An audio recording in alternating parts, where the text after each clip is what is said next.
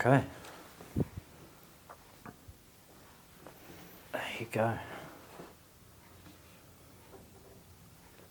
Sweet.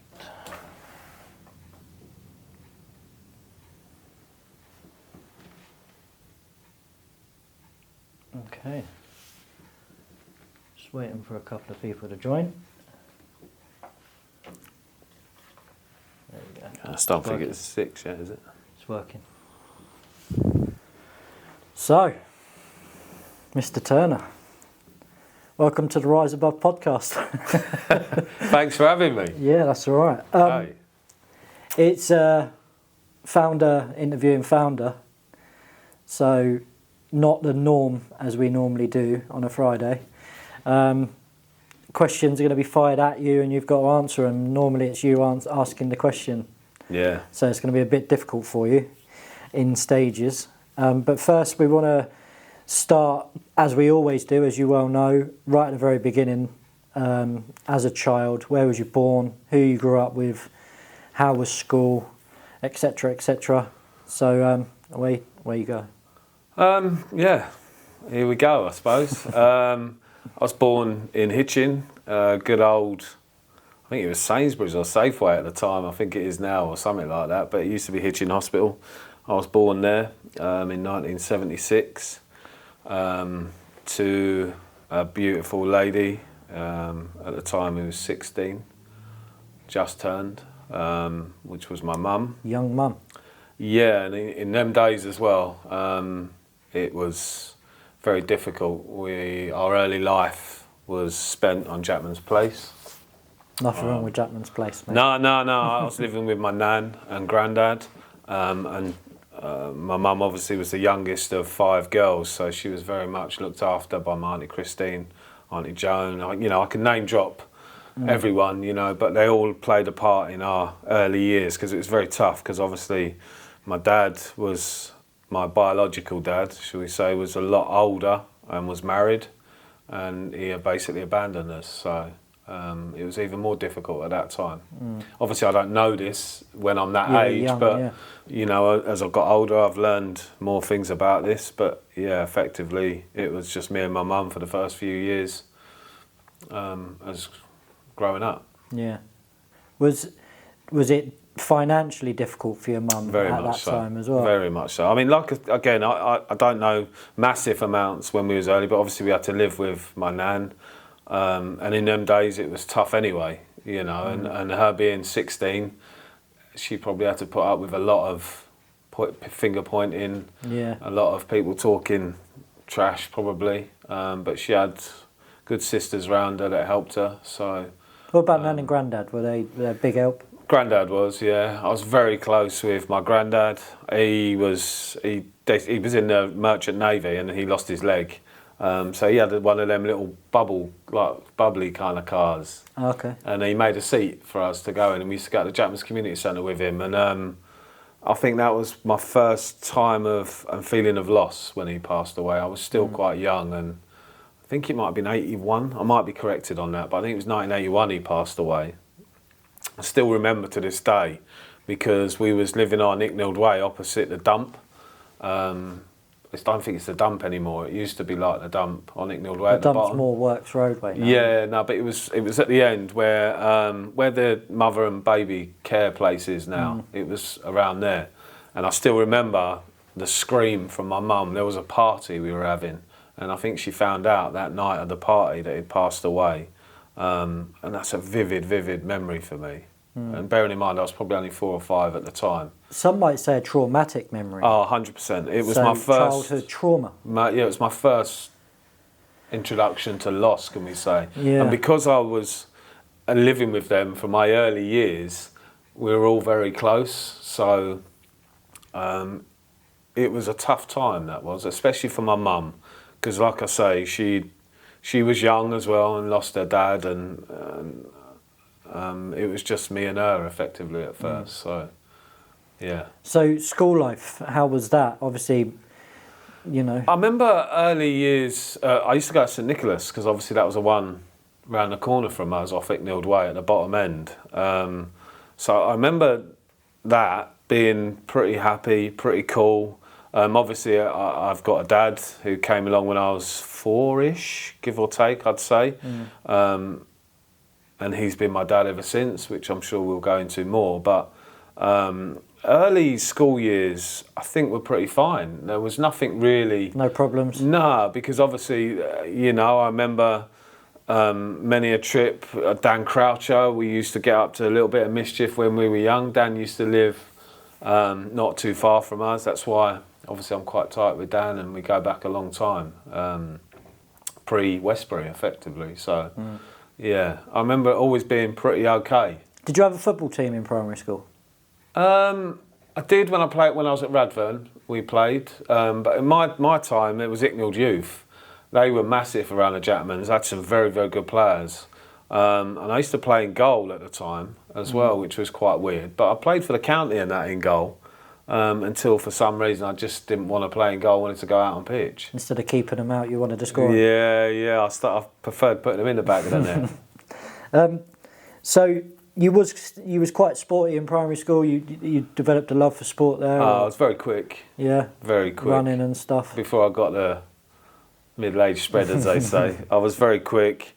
Long jump, long distance, sprint, stuff like that. Yeah, I always found that sport was very much a getaway for me, as it would go into in later years. So it was my first. Even as a youngster, you thought that. Yeah. Oh, massively. It was my time because, again, like we're sort of going backwards and forwards, but obviously my mum found a partner. And he became my dad effectively, and then I had a sister at 9, and Samantha, absolutely adore her. We've had our struggles obviously, and at the time it was very difficult for me because obviously it had just been me, my mum and my dad effectively, and then my sister come along and the whole dynamic changed.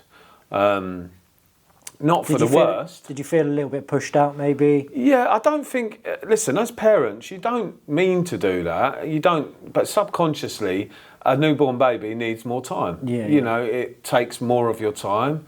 I never resented my sister. I loved her to death. Do you know what I mean? But there was a big gap in it, obviously. It was about 8 or 9 years. But there was no resentment there. But obviously, you do feel pushed out because they have to give them more time. Yeah, the babies, they need more. Yeah, of course. And as a child, you don't understand that until you get older. But I would never say there was any resentment there, just more yearning for a bit of attention, effectively. And that's probably my issue, Yeah. That's something I needed to try and address at that age. But you don't. You're a kid, and you just want your attention. So what about school life in secondary school? Did the transition from primary to secondary is always difficult for every child? How was that for you? No, we was at Westbury. Westbury was okay. There was Matthew Oakley, Carl Williams, Robert Marshall, Simon Walsh, Stuart Potasnik. We all had a little clique when we was there, and I was mischievous and got into a bit of trouble and. I've done a little bit of taking a bit of money out of my mum's purse. I remember my mum sent me shopping once. And this is how the world's changed. I think she gave me £20 at the time.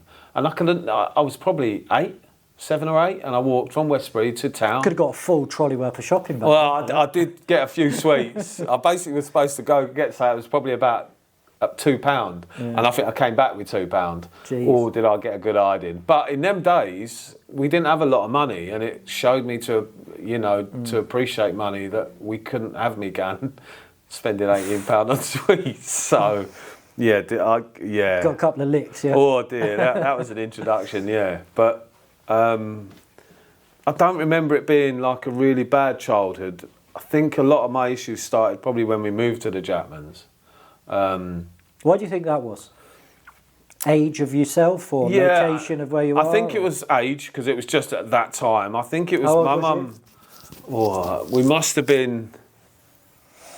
I just started Radburn, so I was at Radburn a couple of years, so I must have been 9 or 10.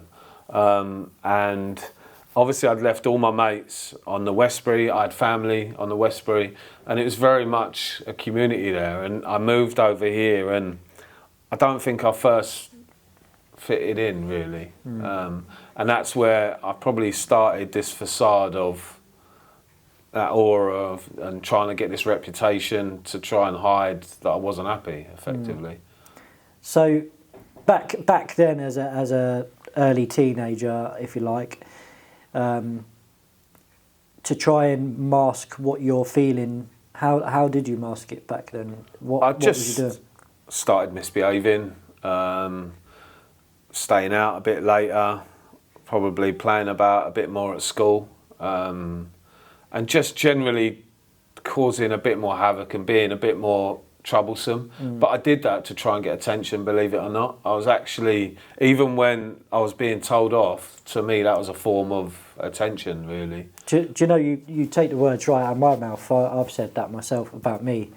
You know, people used to say, "Oh, you're really naughty," and I'm like, "Yeah, but I was getting attention." Yeah, and the attention was on me. Even in school, I was a class clown because I was getting attention off the teachers, getting told off, getting attention off the pupils, and then I get sent to the head teacher's office. Yeah.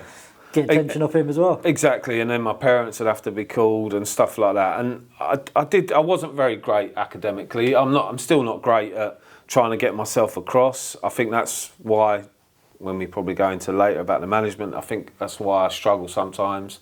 But I've never been very academic. I'm not stupid. I'm a bit sort of streetwise, but yeah, I think what you're trying to say is you know what you needed to know. Yeah. You know.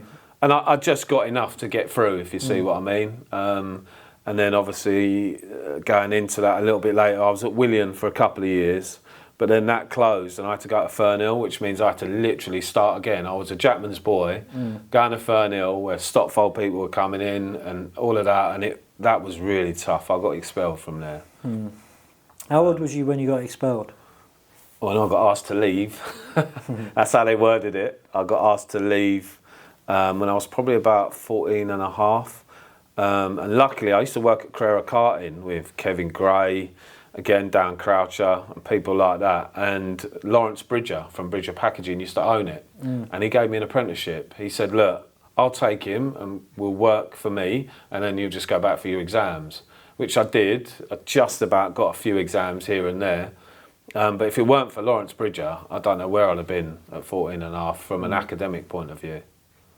I think that's all it takes is somebody to take you under their wing and give you a trade, if you like. And yeah. Then the schooling that you were missing out on wasn't really meaningful because you know you've already got a passion for a job lined up and you've got this sighted.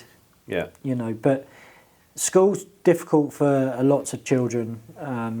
You know, especially 13, 14, 15. I started smoking at a very young age, started smoking pot at a very young age.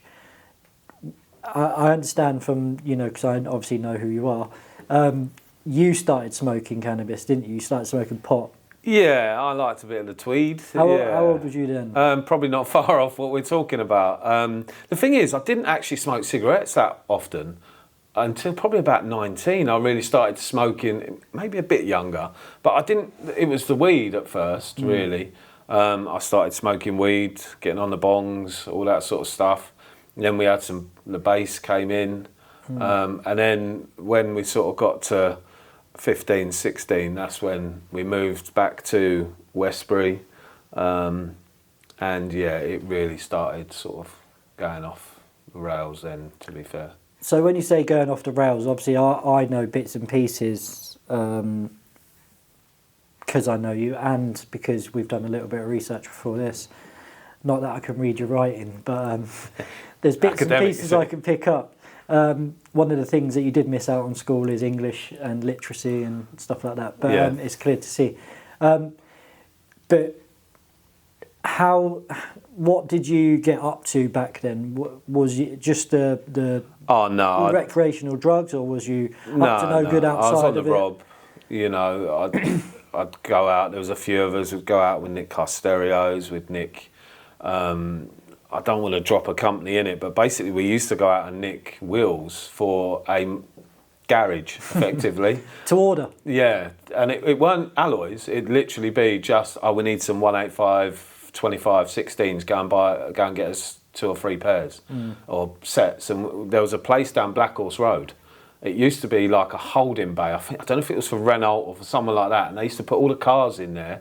there was hundreds before they went onto the forecourts. And we used to go there and just nick them in the middle of the night and then go and sell them. Yeah.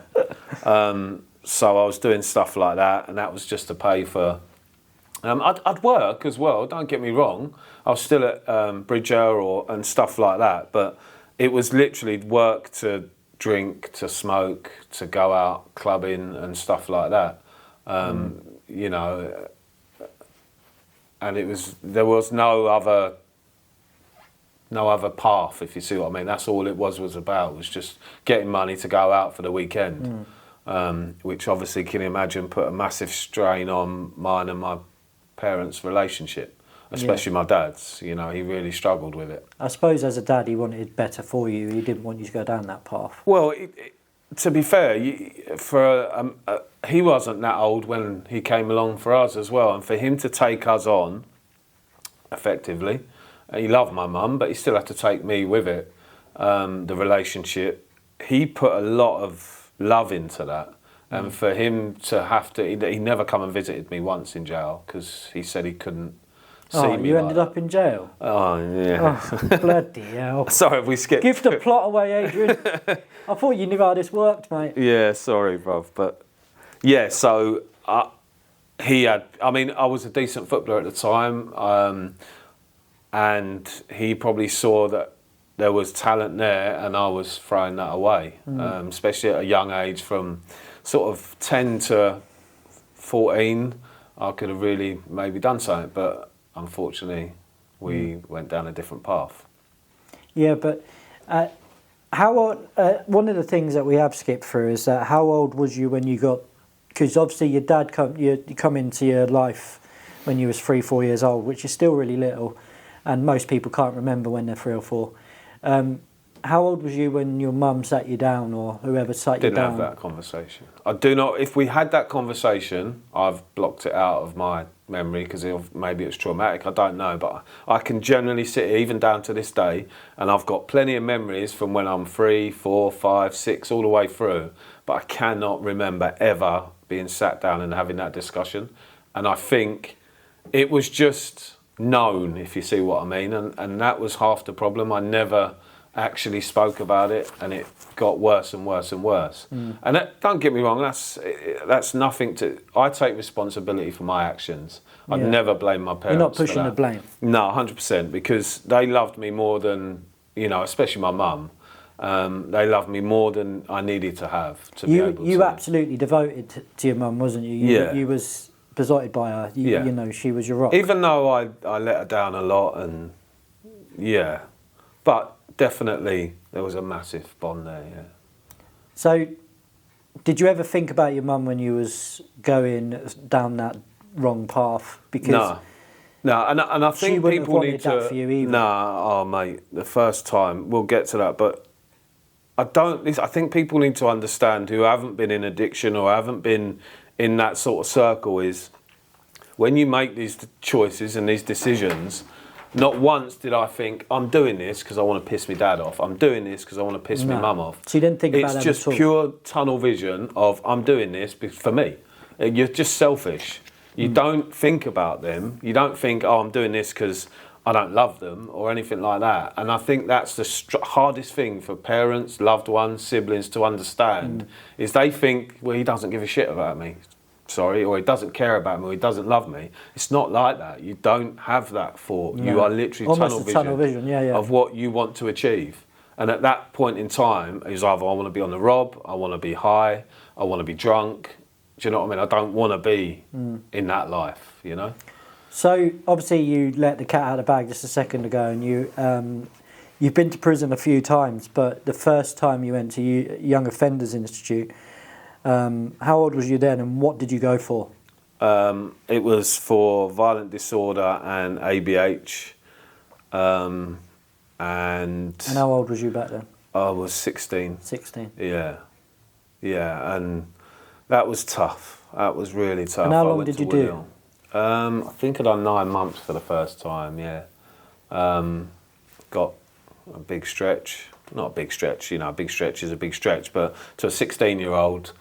9 weeks would have been huge for a 16-year-old. 23-hour bang up is tough. a day. Woodhill was a bit rough as well. Yeah, Woodhill, it's an ACAT prison, so I had a lot of trouble in there.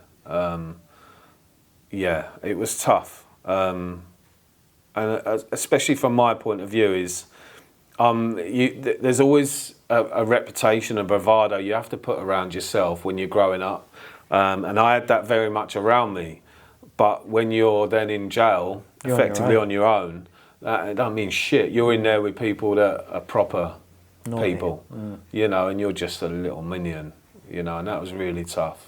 So obviously, did you find your feet in there eventually? Because 9 months in, you had to have found your feet at some point. I mean, you get used to the regime of it all, do you know what I mean? I mean, I still struggle now with some of the things. I'm up, as you know, I'm up at stupid o'clock because we always had to get up and Prison literally time. on our bed, we had to lay all our towels, all our tracksuit, our shorts, our shirts, our jeans. We had to fold them up a certain way. Was it quite regimented then? Yeah, because it's an ex-military place. Right. It was an ex-military base, Woodhill. So it was very much taken into that. So that was really tough.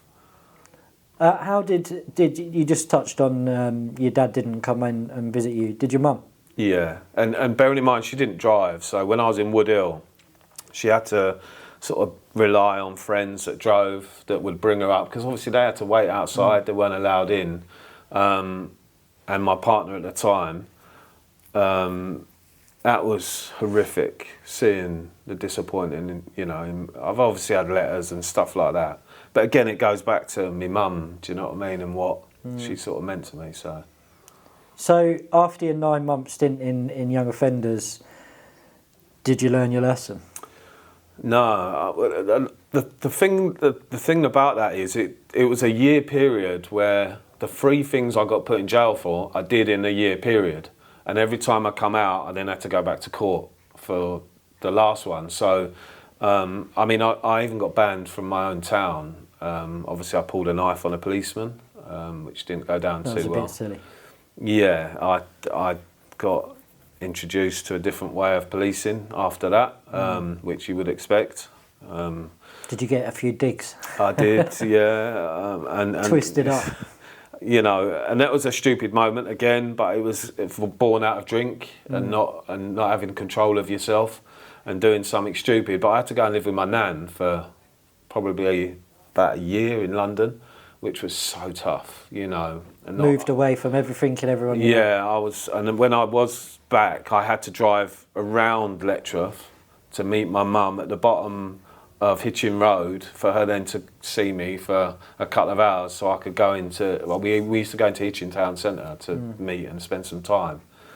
And again, all of this... That's again tough for your mum, no? Oh, mate, looking back now, at the time you knew you were pushing the boundaries, shall we say, of love and what you should be doing to a parent, but it's only now, as becoming a parent, understanding what that must have been like for her. Speaking about becoming a parent, how old was you when Lauren was born? Lauren's 22 now, so I was about 25, 26. So we'll get to that point in a minute. Yeah. For some reason, I thought you was young when Lauren was coming around. I was too busy in and out of jail all night. So. Yeah. So you've come out of prison, you've gone back to court, you're banned from Letchworth, you've had to go around and meet your mum. You've ended up going back to court for a second time. You got another prison sentence. Yeah. How long was that one? That was another 9 months. That, again, that was for arson, which was not good because that's classed as an ACAT charge. So again, I was put in another ACAT prison, which is really tough. And you know, I had people, we had co-defendants like Julian Rudder came in. You don't have to name them, bro. No, well, he always goes on about it. He still Time has been spent though, so they can't. Don't you leave me alone. So I've done really well for the last few years. So I don't want to. The thing is, I don't really want to talk too much about prison because I don't want it to be glorified. It was a really tough time of my life. I understand what you're saying, but I don't think that we're trying to glorify it. I think what I'm trying to do is build a picture of your life and what led to what we know about you, which is important because I think what you've done prior led to the addiction, the hard addiction. Oh, yeah. And I think it all fits together like a jigsaw. So we can skim past number 2, visiting prison. You've then gone to court again and got another sentence for passing a joint. So you got another sentence for that. I got done for intent to supply for passing a joint because because of the incident of trying to stab a policeman, because of all they were happy to get me anytime they could, and I don't blame them because of the way I was, but it was definitely a feather in their cap when they got me again. They even sent me to Luton Crown Court for it. Can you imagine? They literally filmed me passing a taxi driver filmed me passing a joint out of the window. We were just on our way to Tudor Oaks. That was where they used to do all the raves, wasn't it? Yeah, and they busted me, Michael Mullins, Kevin Rudder and all that. And obviously I took all responsibility, rightly so, and them boys... Did they ever pay you back for that? Yeah, Michael did, to be fair, which we'd probably come to a bit later on. But, so they took me all the way to Luton Crown Court for that, for passing a joint out the window, which, again, was a tough one because I actually did bird on my own that time. So you didn't have any codees with you or anything like that? But what my point is that was a period of your life that you'll never forget. It's a scar in your memory. I was the third one I was absolutely gutted about, even more so because I'd actually turned a bit of a corner in a relationship-wise with my family, and I felt we were just getting somewhere after all the issues I'd had. And then that third one really kicked me in the nuts because I was so angry with myself and so angry with the system that it'd do that to me, to take me to court. Because even when I went on the day, I was like, to my solicitor at Hickford and Norton I was at, I was like, mate, why are we here? He goes, I've just been in. He goes, they're looking for Bird. They want to put you away. And I'm like, but all I did was pass a joint. And they were like, they don't care, they want to put you away. And that one was really tough. Don't fight the system. No. Because you'll lose. No. So we've spoke about the early years. We've spoke about your dad coming into your life when he did, and blah blah blah. We spoke about you smoking a little bit of pot and doing whatever and all that sort of stuff. We need to touch on the drink as well. What age of you was when you started drinking? I don't mean a bottle of White Lightning in the park with your mates. What I mean is that you have one and then don't stop. I've got to be it really started getting bad because when Lauren was born, I actually started giving up the weed and stuff like that. And when I did that, I had to have something. And that's a trait that I've taken through that has really shown that I've probably got a few traits of bits and pieces here and there that's probably undiagnosed, but I had to have something. I had to have an addiction. I had to have, and drink was just a natural progression for me. And it never seemed like I had an issue. I'd go out with the lads, I'd have beers, but the problem is with football in that as well, every Saturday you'd have beers after the football, then I wouldn't go home till the Sunday and I'd go straight to football on Sunday, then I'd go and have beers on the Sunday afternoon.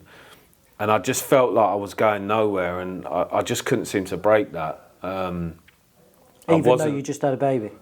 Yeah, because I'd only been with Lauren's mum probably 6 months. I don't even know if, it was meant to be like that, if you see what I mean. And there was a lot of pressure, and I was still a kid myself, internally. Do you know what I mean? I hadn't quite really grown up. No, nowhere near. I still hadn't grown up in my 30s, in fairness.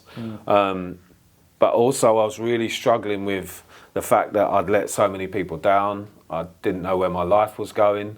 I felt like I'd let myself down. And there was, honestly, I'd brush my teeth and I'd look at myself some days and I'd just be like, what a waste, what have you done? And because of that self-loathing and self-hate, I'd then start drinking again, and it would that make the self-loathing less once you drink?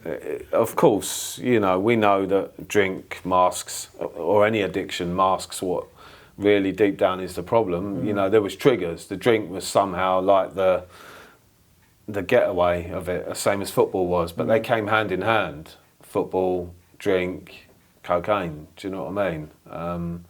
And once that all got introduced, it was all over.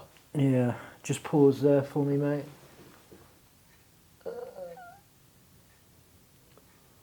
Thank you for watching, everyone. There you go. It's definitely still working. So the drink and the drugs and everything like that made you feel less hate towards yourself, give you a bit more confidence, made you be able to face the world in a way that you wanted to approach the world rather than the way that you would have done without the drink. With the relationship with Lauren's mum, Horrific. That's what I'm trying to touch on. Horrific. So it was a relationship that, could we say, drove you to drink more? Yeah, because and that's not her fault. Effectively, the relationship wasn't great, so I didn't want to be in the house. And I'd spend a lot of time going back to my mum's. I'd drink there. I'd hide the fact that I'm drinking so much. I'd hide bottle of wines and stuff like that. And it was a horrible, horrible time. And I wasn't a nice person, if I'm honest. I wasn't nice to be around. And that made it even worse for me. You know, again, it's that cycle. I had so many people around me that loved me, but I didn't love myself. And that was the big problem. I had no love for myself, really. And I struggled with that massively. And I think part of you still does. Yeah.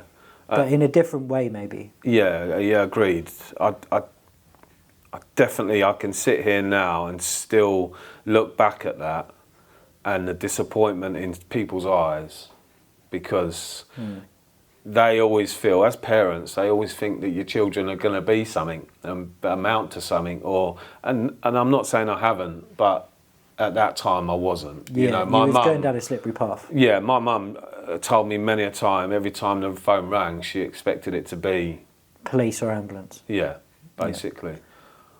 My granddad used to say the same thing, and 9 times out of 10 it was police or ambulance. Yeah, well, it was something, do you know what I mean? And, you know, my mum would see the states I'd come home in, or the states I'd be in the house, do you know what I mean? And it was really, really a tough time.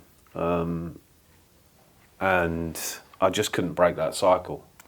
Do you know there's one good thing about this podcast when it's clipped and aired, and obviously the live on the TikTok, you're showing a vulnerable side of you that you don't normally let out. No. You're quite a Danny Dyer, hard-faced, like, don't come near me, football boss. I think people watching this, and even your family, will see a side to you that they've probably never seen, or not seen very much of. Never seen is probably wrong, but, you know, your dad is probably going to watch this. I'm sure. I don't think he's a big TikTok man. Is he not on TikTok? No, I thought all old people was on TikTok. I'm sure my sister might be watching, and I'm sure that. But again, you know, my sister's had her troubles. Do you know what I mean? And it's we know. We've done a podcast with her. Exactly, we've had the podcast with her. Bless her. Loads of love to her. Obviously, but my dad has been an absolute soldier through it all, and you know, he's a very strong man, and that probably made it even harder when I was going through my troubles, is because my dad was very black or white. There was no grey. He struggled with anything. You know, just sort yourself out. What's the matter with you? Sort yourself out. Straight to the point. Yeah, and I think he really struggled, and like I say, the disappointment that we put our parents through when you're going through addiction like that, it's even harder, because I did at times try and sort myself out, but I just didn't have the strength at the time. I just didn't love myself enough. Oh, that was going to lead me to my next question. How old was you? At what period of your life did you sit there and go, shit, I'm an addict? I don't think I ever felt I had a problem as such, if you see what I mean, until I was arrested for being drunk in charge of my 2 children. So, I don't know why, but I almost shed a tear then, because I could see the emotion in your face when you said that out loud. But That is quite emotional for me, actually. But that must have been an eye-opener for you. It must have been, because James would have been young.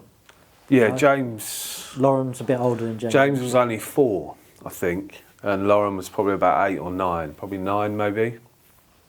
And I can tell you now, waking up in a prison or a jail cell, literally waking up and realising you're in a jail cell, not knowing your last memory is you were with your kids, and not knowing where they are is probably the most scariest moment I've ever been through. And where were they? Probably at that time, the police had probably taken them to their mum. Yeah. Was you still with them? No. At that time, you No. wasn't. So, your mum was still alive. No. So we've jumped a bit. Yeah. You asked when was the time? Yeah. So I've done that. I've made a mistake there. I should have spoke about your mum as well. Yeah. Which we just rewind a little bit. Your mum obviously passed away. Yeah. How old was you then, and how? Obviously, I know it upset you, and everybody watching this would know it upset you. But how did you react to the news of your mum passing? Pure selfish self-destruct. When she was diagnosed and not given too long to live, bless her. Because she was given it was quite close, wasn't it? Yeah. I mean, she was that much of a trooper that she obviously even got to the point where her body had to tell her. You know, I think it was she got a blood clot in her leg because she'd left it so long. And when she went to there, they just said, look, you know, there's not much we can do. I think the one bout of chemo, she had a heart attack or was close to having a heart attack, so she couldn't even have chemo. And obviously I moved or was living with her. Obviously there was people about, my sister, my aunties would come round and help, but primarily I was living with her while she was bedridden at home. I think my auntie Christine had to come round once when she'd thrown a pizza at me because I'd cooked it wrong. And my auntie Christine come in the aftermath of that. But we joke about it to a certain degree. But yeah, that was a really tough period because, again, I was still drinking because I hated myself for what I'd put her through. Would you say that your drinking increased more because... Massively. Because bottles of wine. You were beating yourself up for disrespecting your mum and putting her through the jail visits and being banned from her your hometown, all this stuff that just the embarrassment for her, you know, of what I did. Yeah. How did you react after that? So you obviously hit the drink more. Yeah.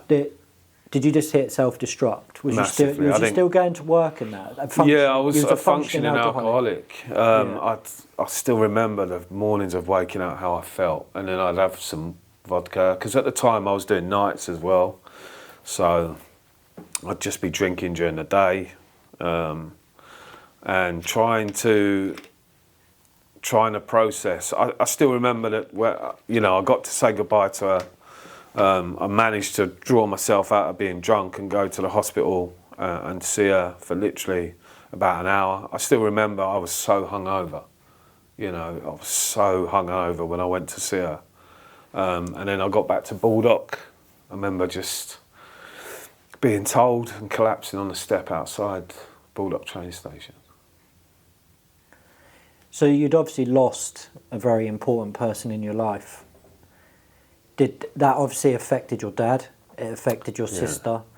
It affected you as a family. Oh, massively. Did it flip side of that and bring you all tighter together, No. or did it push you further away? No, it wasn't my mum's passing that pushed us. It was me, the way I reacted to that after. I didn't care about anything or anyone. There was no relationship between me, my dad and my sister, which again was, I look back and with so much regret. I even to the point I missed my sister's, my nephew, George, I missed his christening because I just wanted to get pissed. I wasn't interested. And I'd still regret that to this day. Which, for people that know you now, couldn't believe that about you, because you're so family oriented right now these days. You dote on your family, your sister, your dad, your nephews, your kids.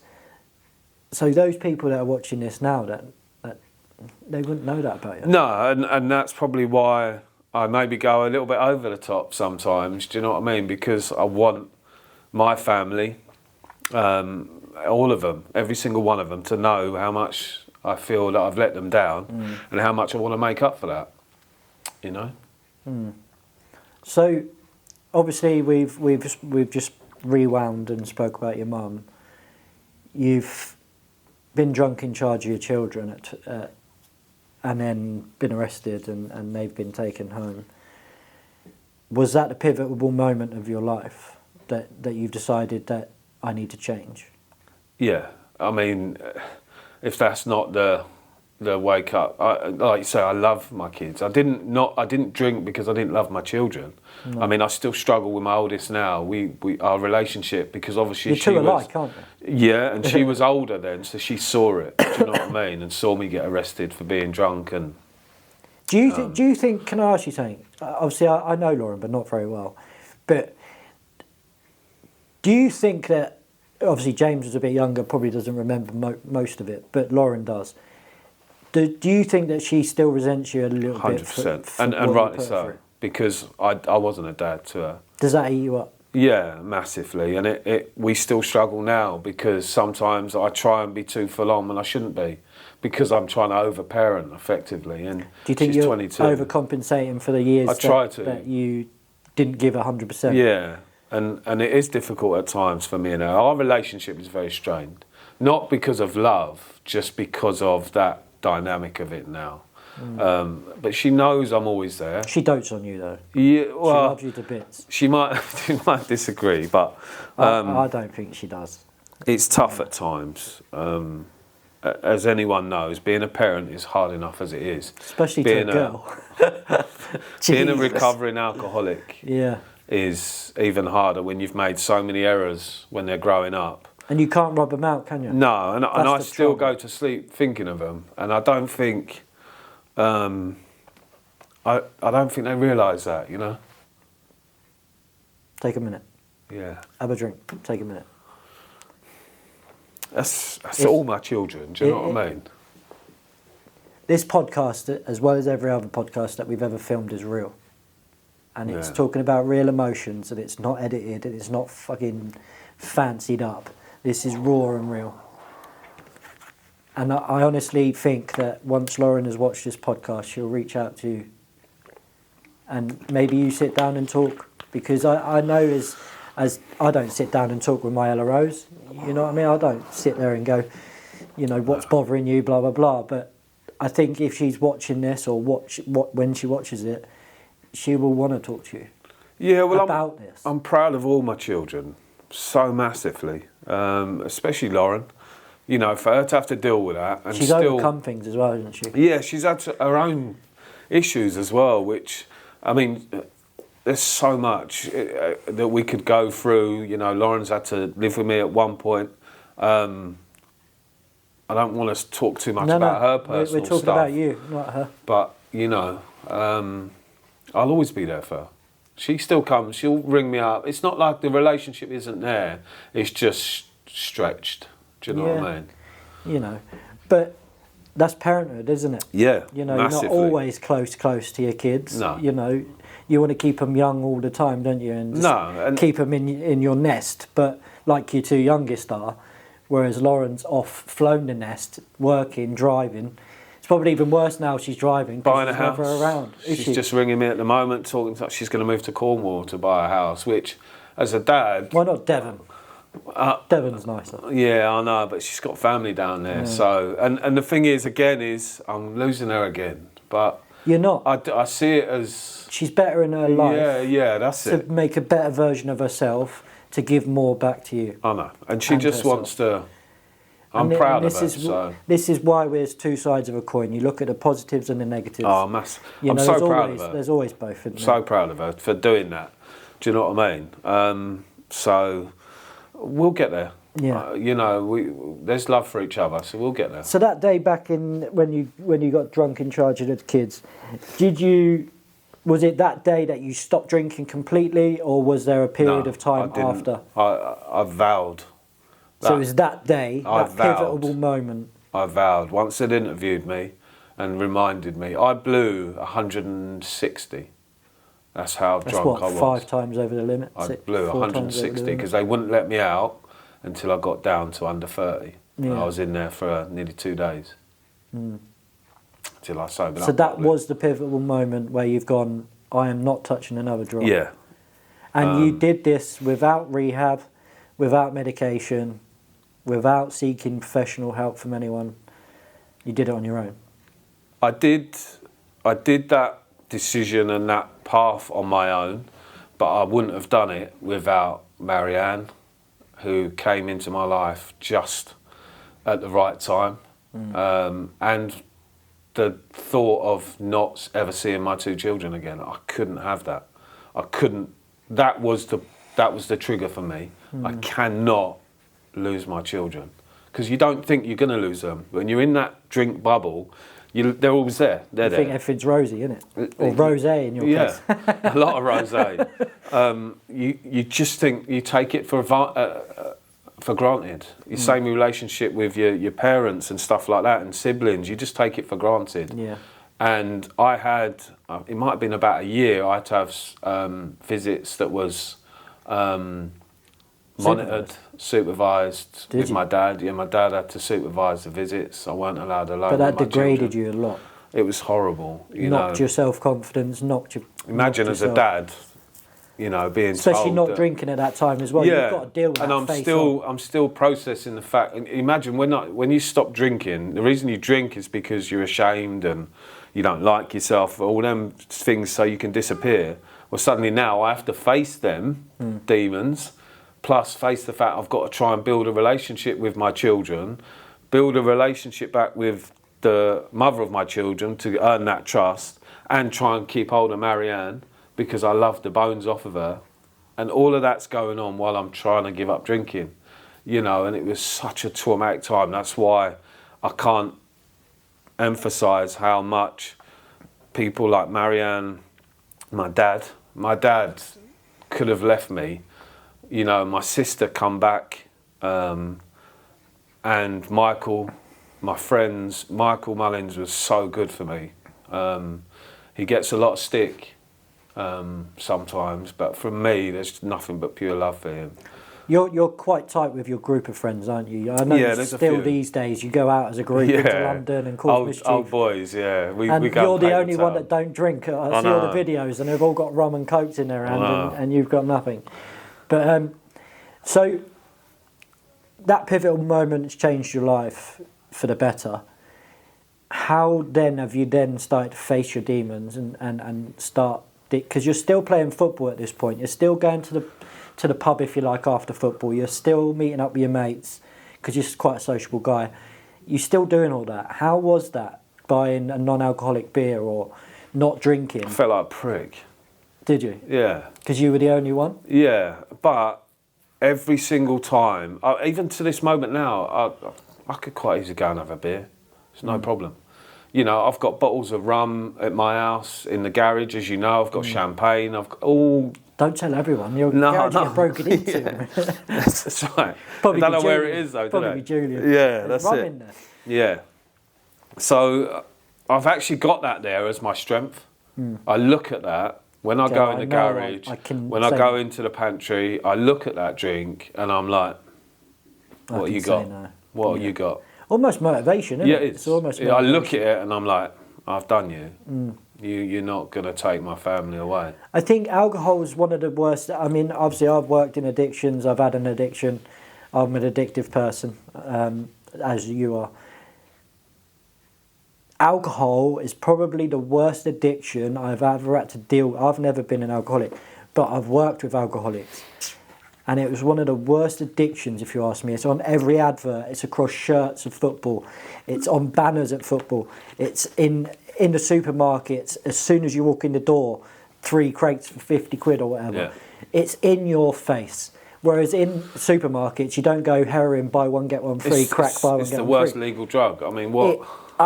And also, I will say that when you back smoking weed, you were so chill, happy, giggly, munchies, blah, blah, blah. But once you're tanked up, anything can go. I was a different person. If one person looked at you the wrong way, or, you know, you could walk into a road, stagger and get knocked over. I think it's the worst one. I don't know.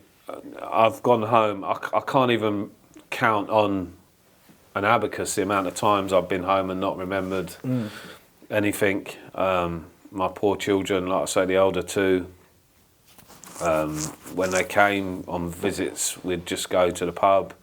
No one around me knew how much I was drinking. I can tell you that now. Yeah, because you've mentioned before you were hiding. Oh, I was hiding cans, bottles, all in the garden and stuff like that. I'd put them in the bins, other people's bins. That's shame, that, isn't it? Yeah, 100%.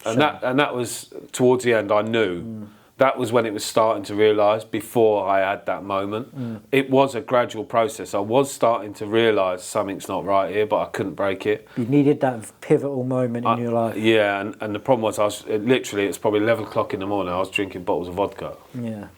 With my children. That's proper alcoholic. Yeah. Yeah. You know, and that was the moment. So Marianne come into your life, that thing happened, and then did a good chain of events start happening in your life, or was it still a battle? Marianne. It was Marianne. You know, the thought of the relationship we could have, the life we could have. I just suddenly, for some reason, saw a picture of... Where did you meet Maz? I've known her for a long time, obviously, so I'm a bit older than her, so that's a bit weird. I don't think we've ever had that conversation. Yeah, so apparently she had a crush on me when she was 14, when I was a bit of a lad at 18, Is it because you 19. looked even more like Danny Dyer? Yeah, probably. Bit of a stud, eh? Yeah, Danny Dyer from... Yeah, so he looks like me. Anyway, so I've known her a long while, and I was still drinking, but I just had a bit of confidence about me at that time. And just messaged her on Facebook, and we just sort of started seeing each other. And again, she came through that moment with me. She could have abandoned me. Her stepmum, and her dad at the time told them not to have nothing to do with me, and she didn't. She chose herself because she knew the 18-year-old Adrian, and she knew that wasn't me. And I like to think that she saw something in me that was, I trust and believe in him. And that helped me massively, that someone actually believed and trusted me. I suppose in return it gave you a bit more confidence and a bit more of a kick up the arse to go, do you know what? Yeah. I haven't just got my 2 kids anymore, I've got my woman, and I'm happy, and any wrong move... I'm not saying that she would have left if you picked up a drink again, because I know Maz, and I'm pretty sure she wouldn't have. I'm pretty sure you would have worked on it. But there must have been that thought in your head going, if I do that, I might lose her. If I do that, I might lose the kids. So there's 100%. All these reasons not to drink. But we touched on it just a minute ago with the lads at football. Did any of them give you shit for not drinking? I don't think it was shit as such. It was just there's not many invites to come out and stuff like that. Is it because they thought that you might be boring? They didn't want to be the part of the one that caused my relapse. Oh, you think that's the case? For they didn't my want close you to relapse. mates, it was. Yeah, definitely. If you look at Michael, Kevin, Julian, people like that, George, they didn't want to be the reason why I relapsed. In my opinion, I thought that was why they were that. But it was a really, really tough time, me and Marianne. And then obviously we found out, going against everyone and everything, it was just, again, don't get me wrong, my family were there, but it was just me and Marianne. It was us now to prove that this is right, it's good, there is something here. And then she got pregnant. It was So like, at the time that you got with Marianne, was you obviously gained the trust of your previous partner to gain access to your children again, no? yeah. Again? So obviously it got to the point where everyone was like, look, it's been a year now, he's not touched, and he's happy in the relationship. Yeah, blah, blah, blah. And obviously then Eve come along, and we were tough. Maz has got an older daughter as well, hasn't she? That's right. Yeah. That was so you've got two of your own, and then a stepchild on top of that as well. How was that relationship? Was it? Yeah, I mean, there wasn't, in the early stages, there wasn't a massive relationship because obviously I was off, they were living in Newmarket, I lived in Letchworth and I was drinking, do you know what I mean? But it's a great relationship, I love the bones off her, Amy, do you know what I mean? And again, she is another daughter She's for part me. of Maz as well. Yeah, she? so that relationship's great as well. She knows exactly how I feel about her, hopefully, if not she maybe definitely now. does now. But we really struggled at the early onset financially. My mum, my dad, and my auntie Leslie had to come round.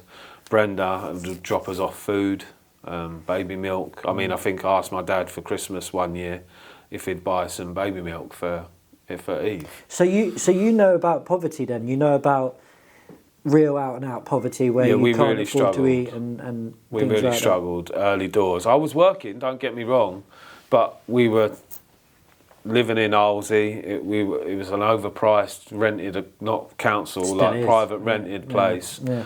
And we really struggled. And I was having to work nights and then sleep during the day. So mine and Marianne's relationship was really strained. Early doors when Eve come along. Not that strained if Eve come along, mate. Yeah, yeah, like I told you, Danny Dyer. Yeah. No, but yeah, and if it weren't for people like my auntie Leslie, my dad, and Brenda, I'm not sure where it would have been. I can dump loads of names. Do you know what I mean? But it's just Those at the top of my head. Three poignant ones. Yeah, that's a new word I've just learnt. Poignant. Is that a word? I don't know. We'll take it. We'll take it anyway. So you got a baby on the way now, another baby, a third one with Marianne. That's more ammunition, no? To not pick up a drink, or did that make you go, shit, I've got another child on the way? Because it could. Us men, we take it one side or the other, don't we? Either shits the life out of us or it excites us. I love being a dad. I'm shit at it sometimes. We all are, mate. But I love being a dad. I love having the children to come home to. When you come home from work, when you come home from football, I love everything about being a dad. And I don't know if that's more because of what I've been through and what I put my older two through.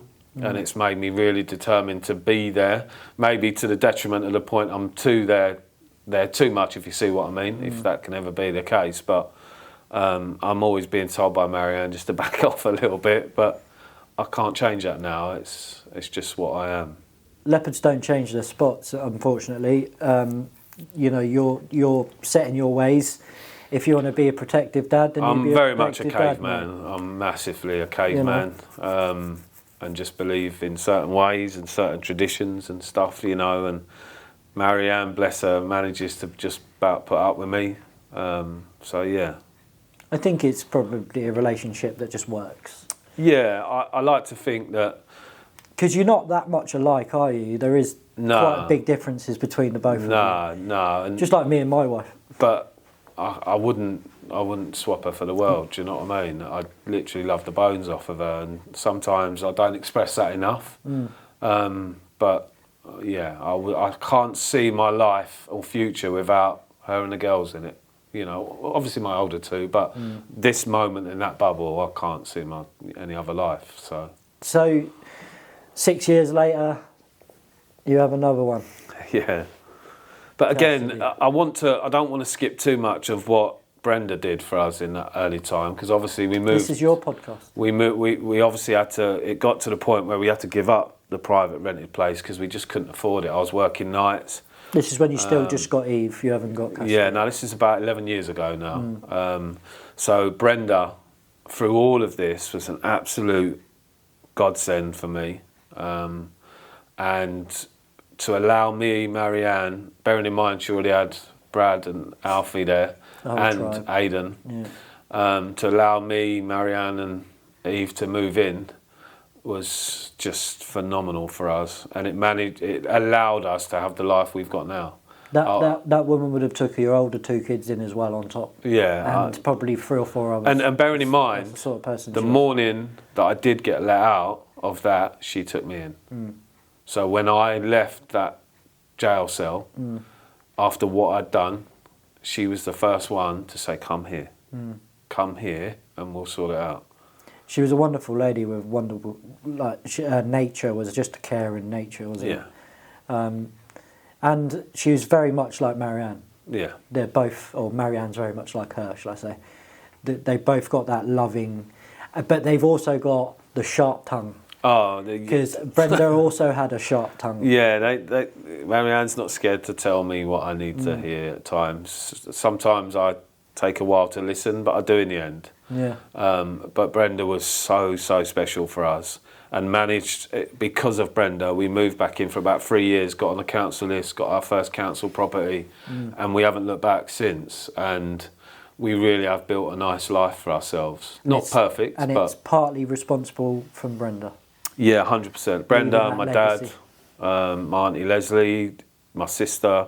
You know, again, I can go on, but you know, it was really special for them people to help, because they could have, after what happened and what has all led up to that moment, and bearing in mind these are just little snippets. Imagine living that life 24/7. My dad and my mum had to live with me, and still being prepared to be there after then being caught drunk in front of your children or in charge of your children. You know, my dad could have just gone, you know what, fuck off. Enough. My mum's gone, do you know what I mean? He's got no tie to me as such, other than... And knowing that he's not your biological yes, dad. exactly. And in his eyes, or you think in his eyes, he might just go, do you know what, he's not actually my son, he can just fuck off. Yeah, but he didn't. He stayed.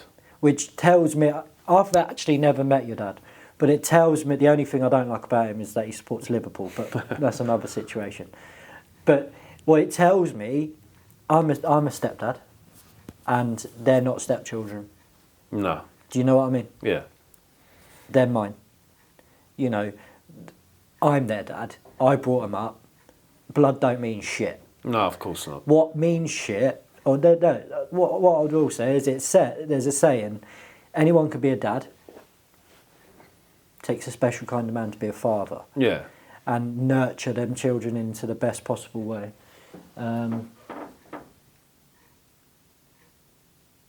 I don't know why it does that. Some puzzle thing just come up.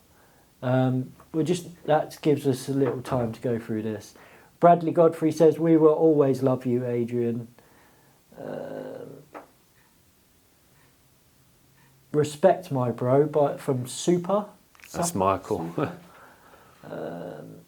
Bradley says, I was here to help you as well. Like I say, I can't. It's trying to name drop everyone. You know, it's difficult. It's pure love. Naz says drink should be banned. I agree. Naz says it's hard work.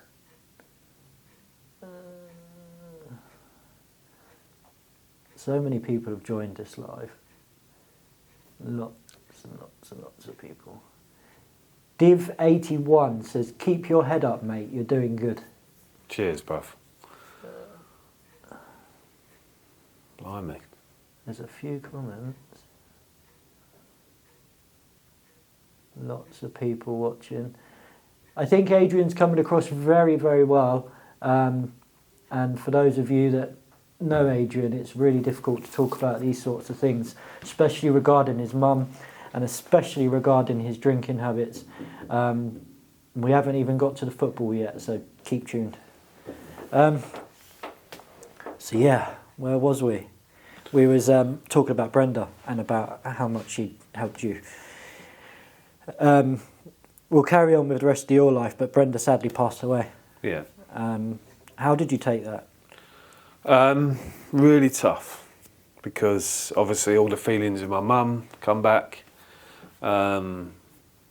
I see you welling up now. Yeah, because it was just... It feels like special people get taken. And assholes get kept. Yeah, and I don't think she realised how much she helped me and Marianne. I think she knows she helped us. I don't think she really understood what it did and meant for us. And meant for me. Because obviously losing my mum was really tough. I still struggle now with it. Do you think she kind of not replaced your mum? But I definitely... eased the burden of losing her. She was like a surrogate mum, in fairness. And I did. Yeah, exactly. Everyone. If anyone that knew Brenda knew that. We used to call her Ma. Exactly. I think I think when she died, I was talking to somebody at the shop, and I was like, "Oh, did you know Brenda died?" And they were like, "Who?" And then it was like, "Oh, you mean Ma?" I was like, "Yeah, Ma." And that really hurt us. Do you know what I mean? Because obviously, Cassidy was only young and just been born, but thankfully she got to see her. But watching her pass, you know, for Brad and for Aidan and for anyone that was close to her was really tough. And she really did deteriorate, didn't she? Yeah. One of the things that you did do for Brenda and yourselves as a family is take her away on holiday when she was in a wheelchair, frail, shortly before she died. And that was her last holiday, wasn't it? Yeah. And you were honoured to take her there. Well, and be with her on that. Yeah, so it was holiday. some good memories. It was tough because obviously she was in a wheelchair. She was very ill. Yeah, she borrowed. I think it was Emma Mansell Baker's wheelchair. I think she borrowed. Thankfully, thanks you for that. I bet she loved being pushed around. And especially at Hopton, there's hills everywhere. Yeah. But it was so nice for Marianne to get her away and just. I mean, it was difficult because obviously she missed probably her last bout of whatever she was needing to have, but she needed that. Marianne needed that. We needed that. The kids needed that. The kids, especially Eve. Yeah. Eve she was absolutely close to them, does. Oh, Eve was so close to her. Do you know what I mean? So that was a really tough time. And again, probably a moment where you think, is this really worth it? Do I need to start drinking again, or? This has stopped working, but it's okay, they could still hear. Do I need to, you know, there was times where I thought I just can't do this. But I looked around and saw Marianne again, who was grieving, and I needed to be there for her, you know. I think, obviously, funerals are always sad. Yeah. I think Brenda's, or Ma, her funeral was really sad. Yeah. Like, really. You know, there wasn't any dry eyes in the house. No, and having to... And the crematorium couldn't fit everyone in. No. Having to obviously speak as well was... Yeah, but you did that really well. You did tear up a little bit, but I think I'm everyone not surprised, it was a tough time, and again, a moment where I was like, I just can't do this. But again, my children and Marianne and the thought of not... Probably part of you's gone, I've now lost 2 mums. Yeah. Like, feels that way, because obviously she took you in as like a surrogate, and then she passed away. If she hadn't have taken me in that day when I walked out, I wouldn't be sat here. End of. My dad and all that done bits and pieces, but if she hadn't have agreed to take a drunk into her house who'd just started dating her daughter, imagine that. But again, she knew me. She see a side to you that she knew me when I was 18. Yeah, but Brenda, she blatantly knew that you was good for her daughter and good, once you'd stopped the drink, you was a loving person to be with her daughter, and I think Brenda was a good judge of character. I mean, she liked me for a start. Yeah. And she also helped me no end. But this podcast isn't about me and Brenda. But what it is about is the triggers in life that push you to the limits, and Brenda dying was one of them. Yeah. And obviously Cassidy was a baby or young, and you know you've got your grieving daughter and your grieving missus as well on top of your own grief, which is really difficult. Yeah. Because again, you don't want to be too selfish. You don't want to grieve too much when people around you are. Marianne's got more right to grieve than me. Do you know what I mean? But I felt like I was grieving doubly because of the loss of that motherly figure as such. And well. also your missus going through the pain, which us men, we carry their pain as well. Oh, 100%. Unless it's labour pains, we don't carry them. I just couldn't, and I couldn't make her happy at that time. Yeah. She was devastated, bless her. Because again, like I say, because we'd moved back in for that 3 or 4 years, we were living as a family, as one unit, you know. So Brenda literally was our life.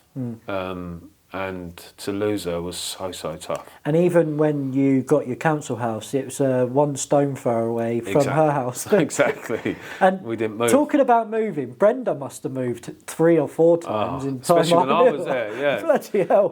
I'd come home from work and she'd say, we're moving. I'm like, Brenda, for Christ's sake. But she was, again, my mum did that. I must have had 9 houses when I was a kid. My mum used to, my dad used to pull his hair out. I remember we had a council house.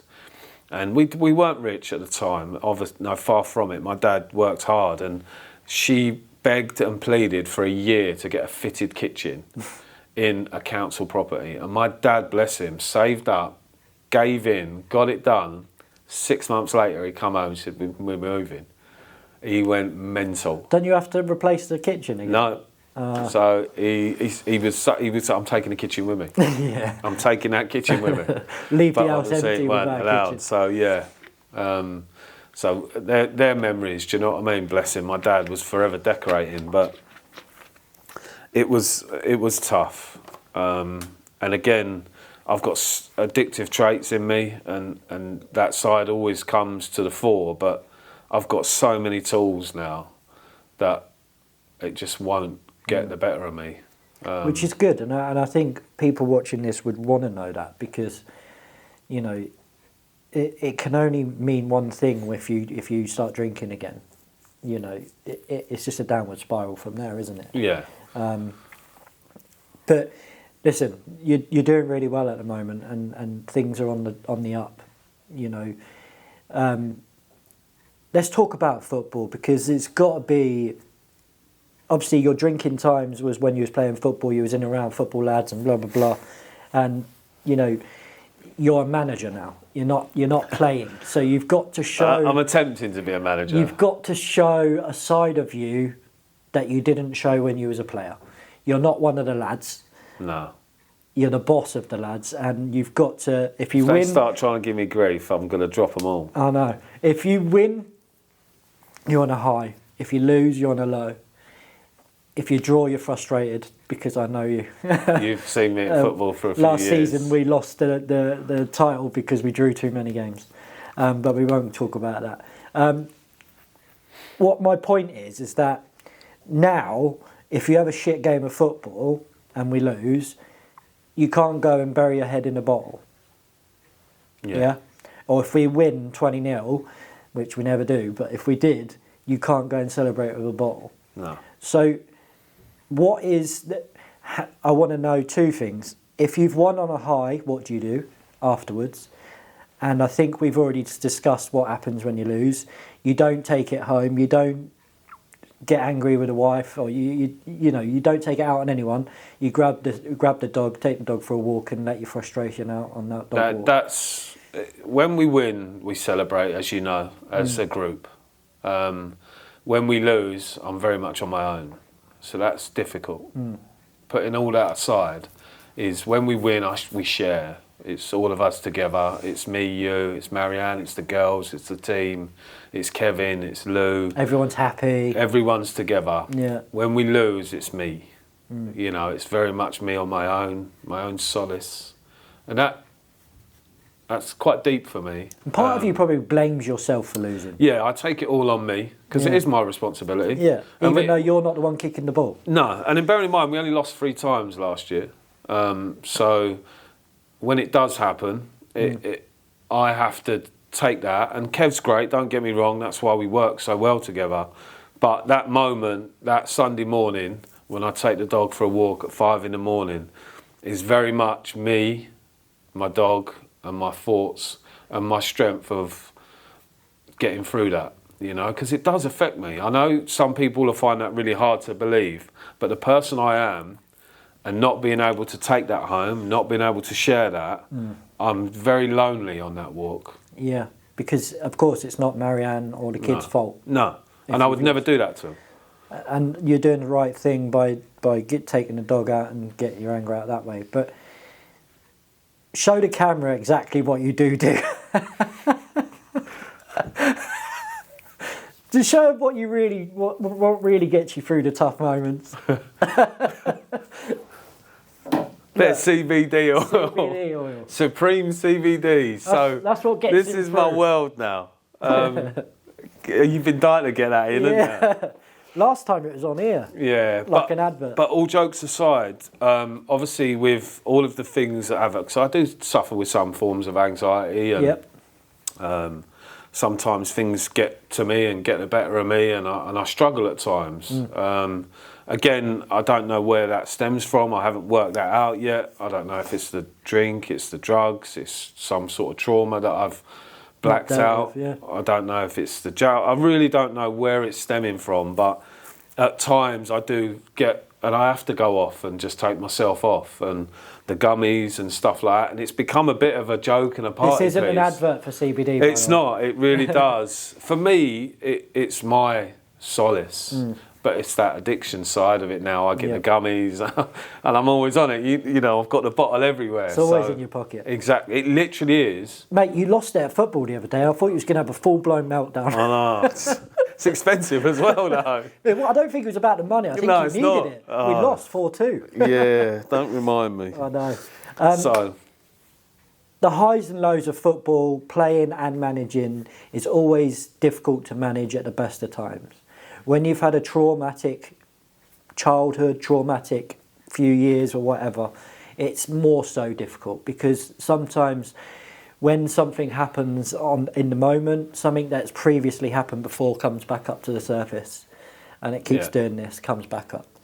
One of the things that I've noticed about you is that you're a very passionate person. You're very passionate whether you're doing a football match, whether you're playing or managing. You're passionate about events when we're at events. You're just a passionate person, and I think you wear your heart on your sleeve, and you say it how it is, and you live life to the best of your ability. And I think now you're not drinking, and the person you are today is one that I'm proud to know. yeah. And I think anybody that's friends with you would be proud to know that you're their friend. So I think you can give yourself a pat on the back rather than beat yourself up, because where you've been and where you are now is two different things. And it's remarkable that you've come out of that without rehab, without medication. You've done that on your own. Yeah. With some help from triggers of other things. But yeah. you should be proud of that.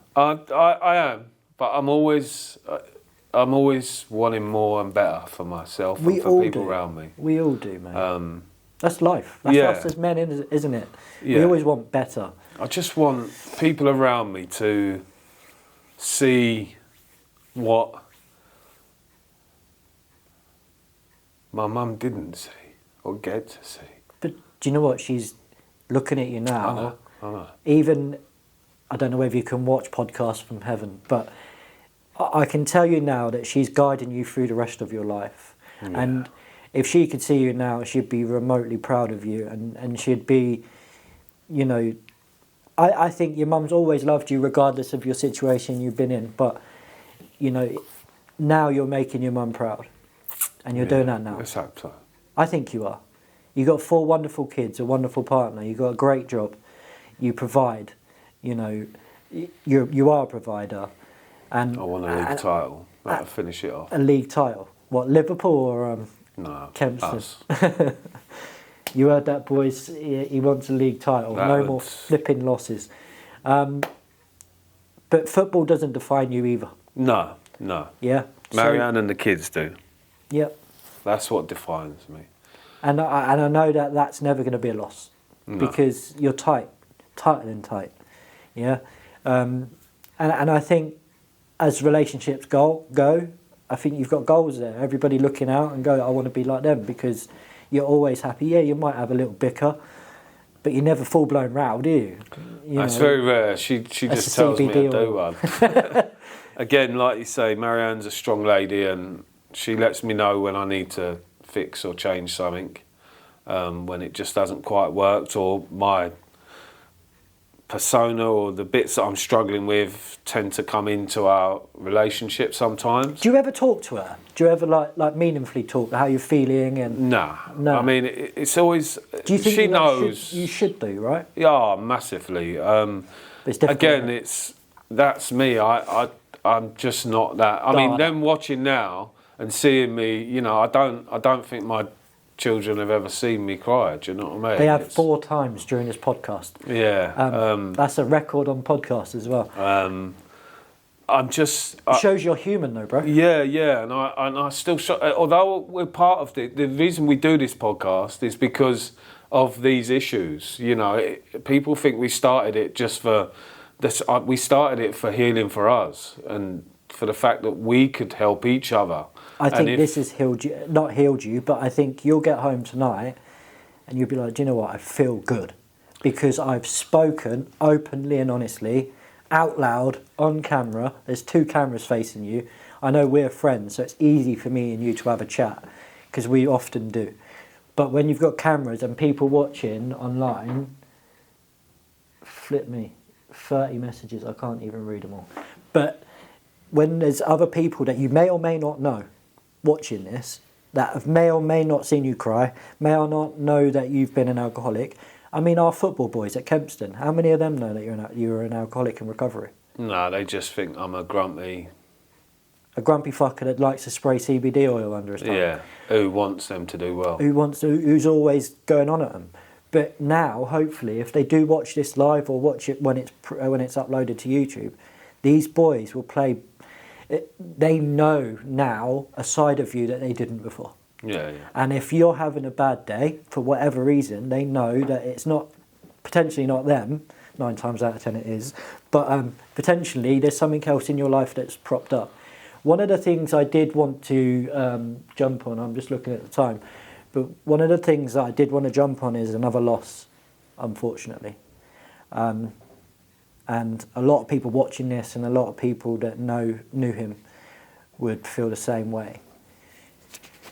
It's really difficult for me to even talk about it anyway, but I had a thought last night that I was going to mention it here on this podcast because I think he's watching over me and you, and I think he's with us all the way, and that's Aidan. Yeah. That was another loss in your life and mine, but we're not talking about me. In your life that could have triggered you to drink. In all honesty, because you was his Uncle Aid and you was there for him all the time. And he was always coming around your house, nicking your orange juice, drinking the milk or whatever. He was always wrapped around you. And Aidan was a larger-than-life character who loved football, so you had a lot in common with Aidan. When he passed, it was actually you that broke the news to me. And I think I found out about half an hour after he died, just after you found out. And it affected me really, really badly. So with you and your grief, how did you deal with that? Was the family that it was important that you and Maz was together at that time? And held each other?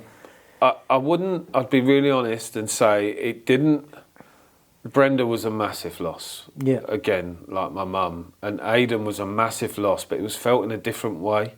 It was like losing a brother, not a mother, if that makes sense. And that is deep as well, especially when for a few months before, we weren't as tight because obviously he was living up with his dad and we were a little bit distant for a few months because obviously that's what it is, but he'd always come down. The grief and pain that I struggled and couldn't handle was again my poor daughter Eve. For her to not even be 9 years of age and to lose 2 people like that that meant so much to her, and seeing her pain and the pain now that she's still, doesn't it? Yeah. You know, and the pain it caused Brad, the pain it caused Marianne, Alfie, you know, it's seeing that and not being able to do anything about that, being so intent from what I've been through to be able to make sure my family's okay, immediate and further afield.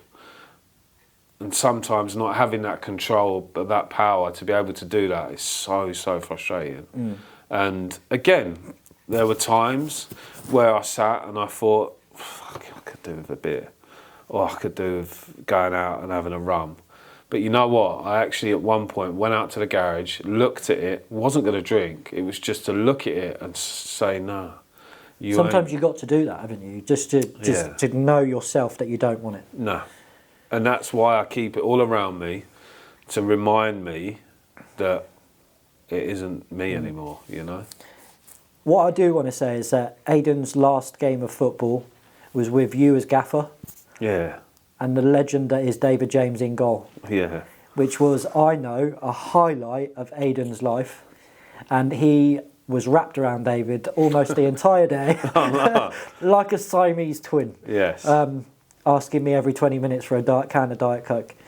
But that was a memory of mine that I will never forget and I will treasure forever. And every time I see the photos, it does, however, remind me of how ill Aidan was. Yeah. Because in the photos, he had a really swollen belly, didn't he?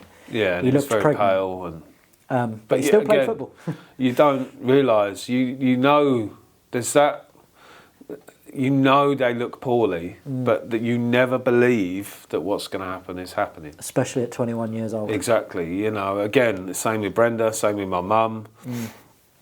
You just don't believe that that's going to happen. Even when my mum was in hospital, you know, and I'd gone to say goodbye to her, I still didn't believe that she was going to pass. Yeah. So that time that them moments do come and it does happen is fucking tragic, man.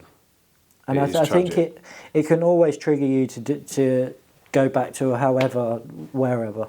But what it has done for you is made you stronger and pushed you forward. And now Brenda and your mum and Aidan are all looking over you and walking your life with you because they're with you all the way. Yeah. And I think all three of them people that are no longer with us will be remarkably proud. Your job, you know, the football stuff that you do in life, your children, you brought them up with morals and respect for other people, and, you know, Eve smashing things at school, Cassidy smashing things at school, and that's partly down to you. Yeah. Not all down to you, they've got a fantastic mother. Yeah, but that's right. It's partly to do with you. And a good brother, James, I want to mention him as well. You know, he seems to, because he's not the oldest and he didn't go through it, because he's not the youngest, he's sort of just sailed through it. But he's fucking smashing life, bless him. Do you know what I mean? He's at college, he works, you know, and he comes around every Sunday, no matter what. He's so good. He'll look after his sisters if I ask him to. So I just want to mention him as well. Just a fair play to him, man. He's a great kid, he is. He's a lovely lad. Yeah. And a credit to you.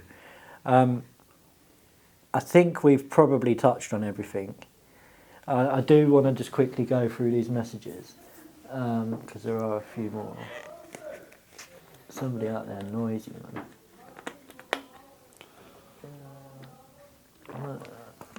Kate says, big up Adrian, we are all here listening. We always love you. A lot of the notifications was Bradley Godfrey liking the live several times, I may add. But yeah, it's been an emotional one, hasn't it? Yeah. How do you feel? I feel good. You know, I feel that we needed to do it. Obviously, we've created this podcast for people to come on. Obviously, it's mental health, addictions, trauma. Do you think this has helped your mental health today? Yeah, I'm glad that we've got our story out there as well, because I'm hoping that it'll help people come on. We've got obviously a few more guests lined up, as you know. Got some brilliant ones coming. We have. We've got some real ones coming on, which is going to be amazing. Dan, I'm coming for you, Mr. Welch, as well. Yeah. We'll get you on. Is it the Battle of the Dans? We've got Dan Gaze coming on as well. Yeah, so we've got, you know, and I'm just hoping now that our followers and will understand that we're not just doing this podcast. We're not doing it for likes. It does help us with our therapy as well, you know, and we've been through it, and Your time will come for your story to be told. This time next year, brother. Whatever, but at least people know that we're authentic. We're not trying to make money. We're not trying to get likes. We literally are just trying to set a journey and help people, and not just help the people recovering, but also help parents, siblings, partners who are with someone that's got addiction or with someone that's suffering They get with forgotten trauma about, and don't mental they? health. They do They massively. do. And Families. if it ain't them that's there to support these people, they won't come out of it. And you've just got to be strong for them and just stay with them, because they will come out of it. Listen, well done. Cheers, brother. It had to have been tough. Yeah. I want to take this moment just to thank our sponsors. We've got FB Chain, wonderful business here in Letchworth. And we've got Lou's Cheesecakes. Bless her. Beautiful cheesecakes. And we've also got your mate over in Dubai, haven't we? Yeah. Media. Thank you so much for listening and tuning in. Adrian's podcast here tonight was a real, raw and honest conversation. And I hope that you've taken something from tonight's episode. Please reach out via DM if you need to ask any questions for me or Adrian. Or if you want to come on, if you've got a story you want to tell, if you want talk to us about, some therapy, if the podcast can help you do that, or if you just want to reach out, just give us a shout. We really are here. I have forgot to do one thing. What's that, mate? We always get our guests to look at that camera Yeah. and say Whose idea was that? Yours. One bit of advice for the person watching this podcast tonight. So there you go. You can finish this podcast tonight with looking into that camera and giving you a bit of advice. So my advice would be, for what it's worth, try and live your life as best you can without affecting other people. Try to be authentic. Try to love yourself, because if you must love yourself in this world. And please, please, please, wherever you are right now, wherever you may be, pick up the phone and tell your mum or your dad or your partner that you love them, because you never know what's around the corner. Yeah. And we do take that for granted. So please, please, even if you just pick up the phone now, ring your parents and just say hello. That's all you need to do. Well done, mate. Yeah.